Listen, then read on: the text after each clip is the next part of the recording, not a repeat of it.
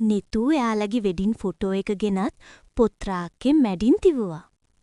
මෙතන හොඳයි නේද ලසිත්? හා එතන හොඳයි වගේ.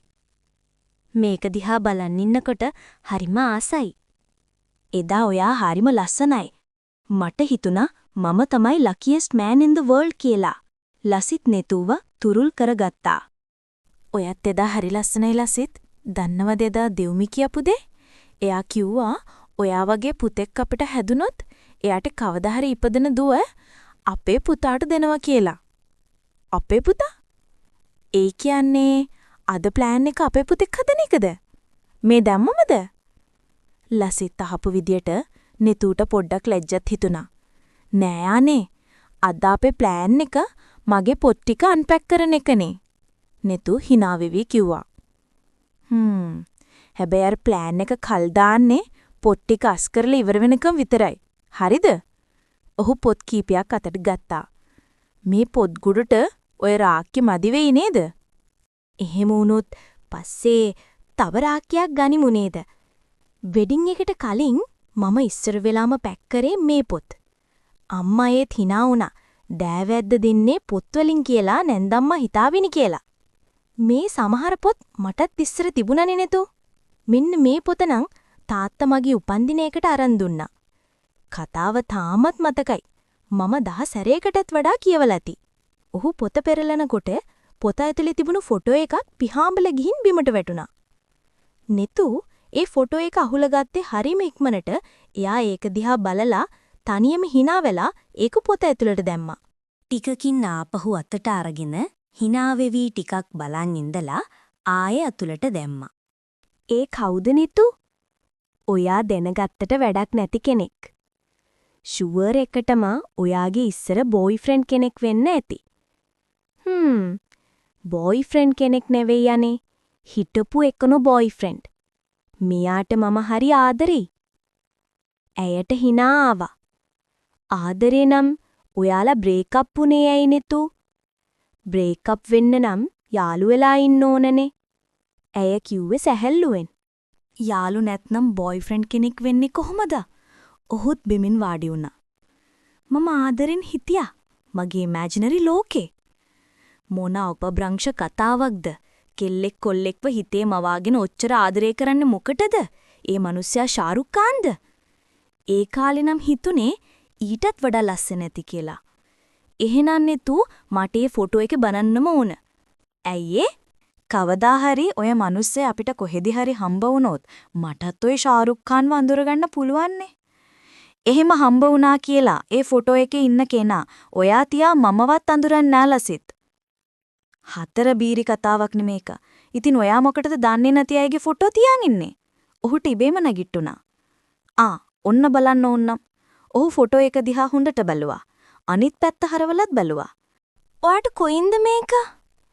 ඇයි ලසිත්? ඔයා තරහිනුත් වගේ. ඔය කවුද කියලා ඔයා දන්නවද? නිතුට පුදුමයි. ඔයාට මේක කවුද දුන්නේ?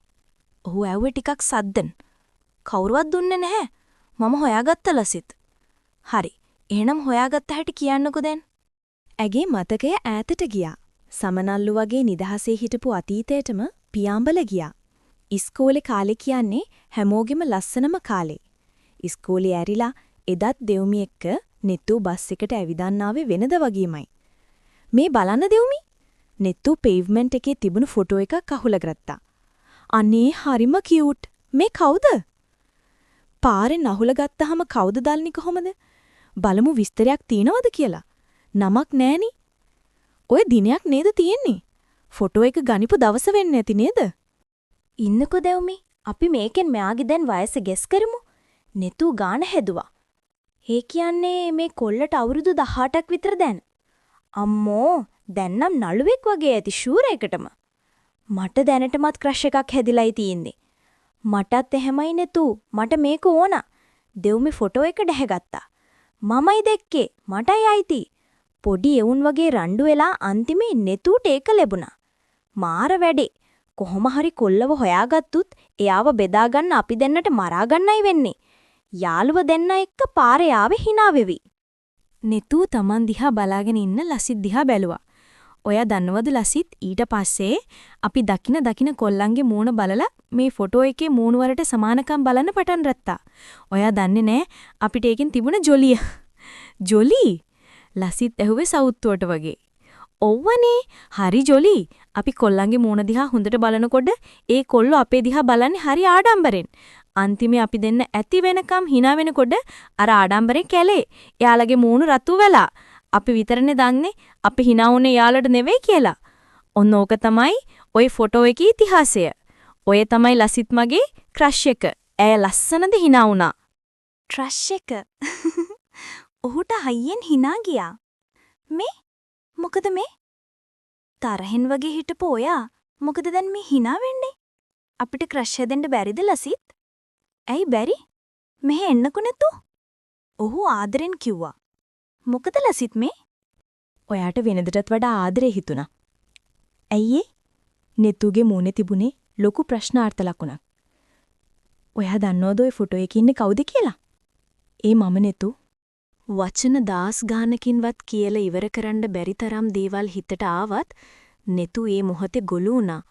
කිසිවක්ම නොකියපු ඇය ෆොටෝ එක ඉල්ලගෙන පපුවට තුරුල් කරගත්තා. හිත ඇතුලේ ආදරෙත් එක්ක කඳුළු පොඩ්ඩකුත් මුසු වුණා. අපේ ගෙදර ගංවතුරට යට වුණාට පස්සේ ඔච්චරයි මට පොඩි කාලේ ෆොටෝ එකකට ඉතුරු වෙලා තිබුණේ. ඒත් ඒක මම ඉස්කෝලේට ගෙනහිල්ලා මගේදී පොත ඇතුලෙන් හැලිලා නැති වුණා. මම ඕක හරියට හෙව්වා නෙතු. ඔහු අයට අත දීලා නැගිට්ටෙව්වා. මම ඔයාට ඉස්සර ඉඳන්ම ආදරේ කරලා හෙනම්.